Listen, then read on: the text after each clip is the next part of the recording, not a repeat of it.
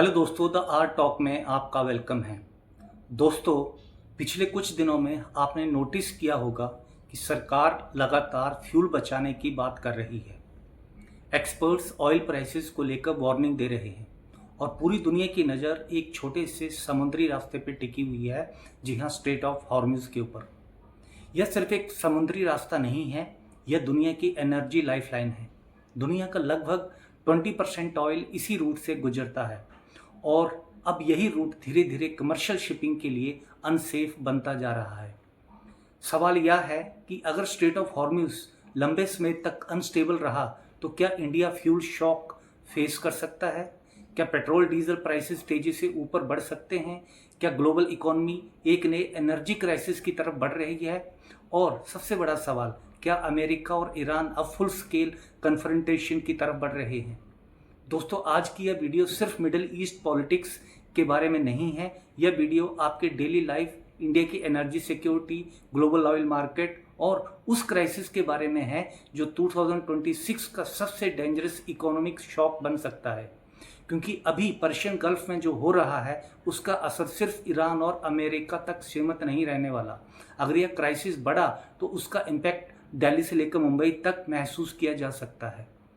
दोस्तों, straight of Hormuz Persian gulf को open ocean से कनेक्ट करता है। Saudi Arabia, UAE, Iraq, Kuwait और कतर जैसे गल्फ कंट्रीज़ का ऑयल एक्सपोर्ट इसी रास्ते से गुजरता है। सिर्फ ऑयल ही नहीं, दुनिया की मैसिव एलएनजी सप्लाई भी इसी रूट पर डिपेंड करती है। यानी अगर यह चोक पॉइंट रुकता है तो ग्लोबल एनर्जी सप्लाई इमीडिएटली प्रभावित हो सकती है और इंडिया, जो अपनी एनर्जी नीड्स का बड़ा हिस्सा इंपोर्ट करता है, नेचुरली इस क्राइसिस से डीपली प्रभावित हो सकता है। लेकिन 2026 में पहली बार यह स्ट्रेटेजिक रूट सिर्फ जियोपॉलिटिकल हॉटस्पॉट नहीं रहा, बल्कि एक्टिव मिलिट्री फ्लैश पॉइंट बन चुका है। 28 फरवरी 2026 को अमेरिका और इजराइल ने ईरान पर कोऑर्डिनेटेड स्ट्राइक्स लॉन्च की। मिडिल ईस्ट की रात एक्सप्लोजन्स और मिसाइल स्ट्राइक से गूंज उठी। इसके बाद रिपोर्ट्स आने लगी कि ईरान के सुप्रीम लीडर्स की भी मौत हो चुकी है। दोस्तों, यह सिर्फ एक मिलिट्री अटैक नहीं था, तेहरान ने इसे रिजाइन सर्वाइवल वॉर माना। ईरान को लगा कि अब उसकी सॉवरेनिटी और पॉलिटिकल सिस्टम डायरेक्टली टारगेट किए जा रहे हैं और यहीं से पूरे रीजन की सिचुएशन ड्रामेटिकली बदल गई। अब सवाल यह था कि ईरान जवाब कैसे देगा। अमेरिका मिलिट्री टर्म्स में कहीं ज़्यादा पावरफुल था, लेकिन ईरान जानता था कि उसके पास एक ऐसा वेपन है जो पूरी ग्लोबल इकोनॉमी को प्रेशर में ला सकता है। जी हाँ, स्ट्रेट ऑफ हॉर्मुज़।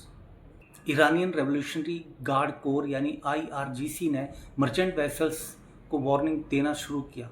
कुछ शिप्स इंटरसेप्ट किए गए, कुछ टैंकर्स पर अटैक हुए और सी माइंस की रिपोर्ट्स आने लगी। धीरे धीरे शिपिंग कंपनीज पैनिक मोड में जाने लगी। लेकिन दोस्तों, असली शॉक अभी बाकी था।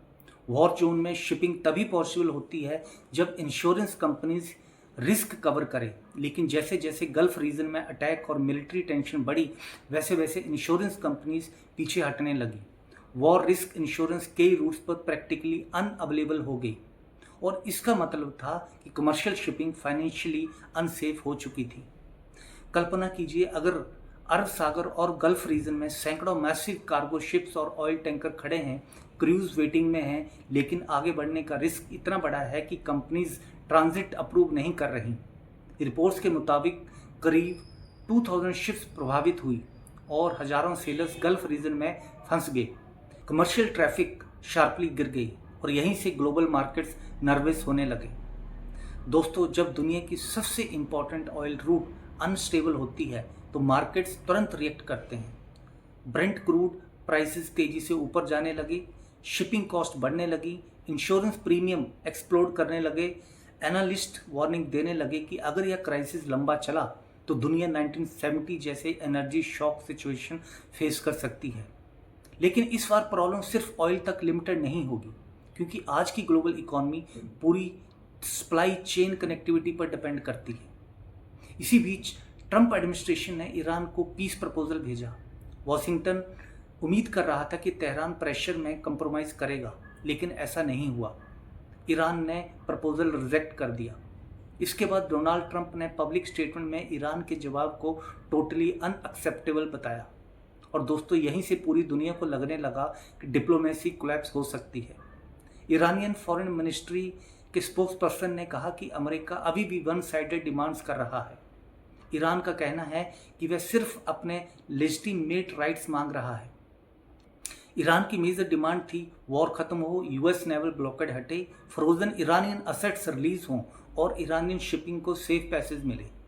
लेकिन दूसरी तरफ अमेरिका चाहता था कि मैरीटाइम अटैक्स बंद हो, एस्केलेशन कम हो और ईरान स्ट्रैटेजिक कंसेशन दे। और दोस्तों यही डिप्लोमेसी डेडलॉक में फंस गई। इसके बाद अमेरिका ने एग्रेसिव मैरीटाइम पोस्चर लेना शुरू किया। यूएस नेवी ने ईरानियन पोर्ट्स पर प्रेशर बढ़ाया और फिर लॉन्च किया ऑपरेशन प्रोजेक्ट फ्रीडम। ऑफिशियली इसका मिशन था मर्चेंट शिप्स को नेवल एस्कॉर्ट देकर गल्फ रीजन से सेफली निकालना, लेकिन तेहरान ने इसे सीज फायर वॉलेशन कहा। ईरान ने वार्निंग दी कि फॉरेन मिलिट्री प्रेजेंस सिचुएशन को और डेंजरस बना सकती है और यहीं से गल्फ रीजन पूरी तरह मिलिट्री थ्रेटर बनता दिखाई देने लगा। अब सिचुएशन ऐसी हो चुकी थी जहां ईरान गल्फ ट्रैफिक रिस्ट्रिक्ट कर रहा था और दूसरी तरफ अमेरिका ईरानियन एक्सपोर्ट्स पर प्रेशर डाल रहा था। यानी दोनों साइड इकोनॉमिक वॉरफेयर यूज कर रही थी। एनालिस्ट ने इसे नाम दिया ड्यूल ब्लॉकेड। और दोस्तों यह वही मोमेंट था जब पूरी दुनिया को रियलाइज हुआ कि यह सिर्फ रीजनल कॉन्फ्लिक्ट नहीं रहा, अब ग्लोबल इकोनॉमी डायरेक्टली इसकी इम्पैक्ट जोन में आ चुकी थी। अब सबसे इंपॉर्टेंट सवाल, इंडिया इस सिचुएशन को इतनी क्लोजली मॉनिटर क्यों कर रहा है? दोस्तों इंडिया अपनी एनर्जी नीड का बड़ा हिस्सा इंपोर्ट करता है और उसका major oil flow Gulf region से आता है।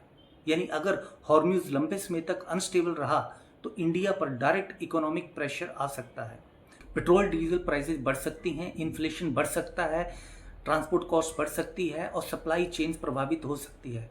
और शायद यही वजह है कि भारत सरकार अब प्रिपेयर्डनेस मोड में दिखाई दे रही है। रिपोर्ट्स के मुताबिक सिटीजन से अपील की जा रही है कि जहां पॉसिबल हो वर्क फ्रॉम होम करें, पब्लिक ट्रांसपोर्ट और कारपूलिंग यूज़ करें, फ्यूल वेस्टेज अवॉइड करें, non essential foreign travel postpone करें और अननेसेसरी गोल्ड बाइंग से बचें ताकि फॉरेन एक्सचेंज पर प्रेशर कम हो।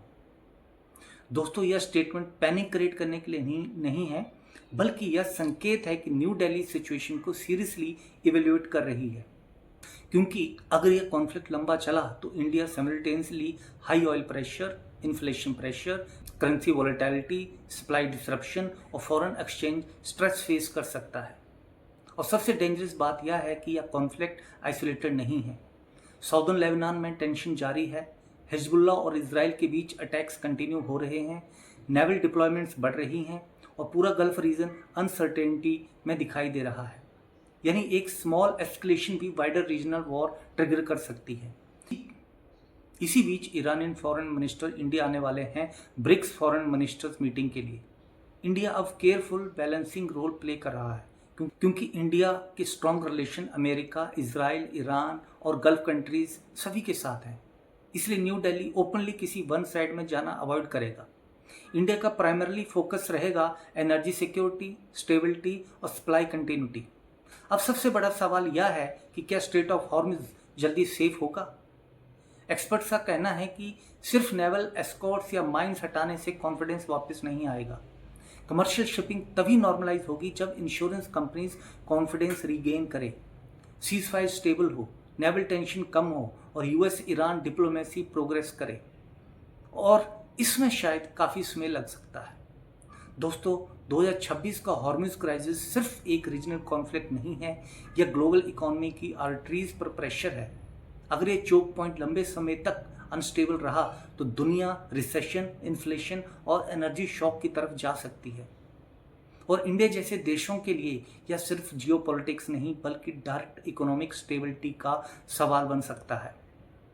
अब पूरी दुनिया की नज़र इसी पर है कि क्या डिप्लोमेसी इस क्राइसिस को रोक पाएगी या दुनिया एक और बड़े कन्फ्रंटेशन की तरफ बढ़ रही है। अगर वीडियो पसंद आए तो लाइक और शेयर जरूर करना, चैनल को सब्सक्राइब करें। मैं मिलता हूं आपसे नेक्स्ट वीडियो में। जय Hind, thank you very much.